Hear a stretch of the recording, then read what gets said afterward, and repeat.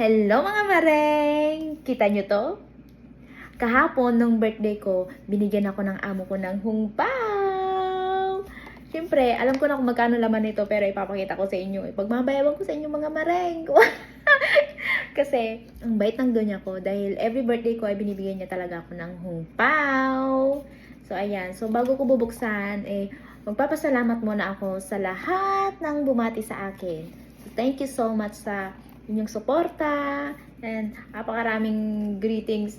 Ay, pero binabasa ko lahat. Hindi lang ako makapagpasalamat. Hindi ko lang kayo mapasalamatan isa-isa. So, yun lang. So, ito na mga mareng. Halina nga. Ito na kung magkano ang laman nito. Tada!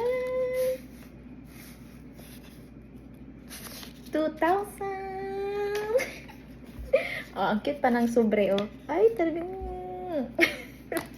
Ayan, 2,000. Kung i-convert natin to sa peso, ay siguro nasa 3,500 din. O, ganun. 3,400, ganun. 3,500. Basta ganun. Ayan. O, diba? Pwede na. Okay na to. Tapos, yung anak ng amo ko, hindi siya nagbibigay ng hungpaw. Hindi siya nagbibigay ng cash. Pero, every year naman siyang nagbibigay sa akin ng cake sa tuwing birthday ko. Ayan, di ba? Last year, ang binigay niya sa akin yung bilog na parang may gold sa na mukhang mamahalin. Ngayon, ito naman. Tignan niyo naman, simple, pero tignan mo parang mamahalin na cake. Ayan.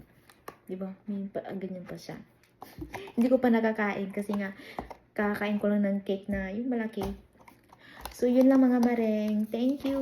Thank you kay Donya. Sabi niya, happy birthday. So, yun lang. Bye!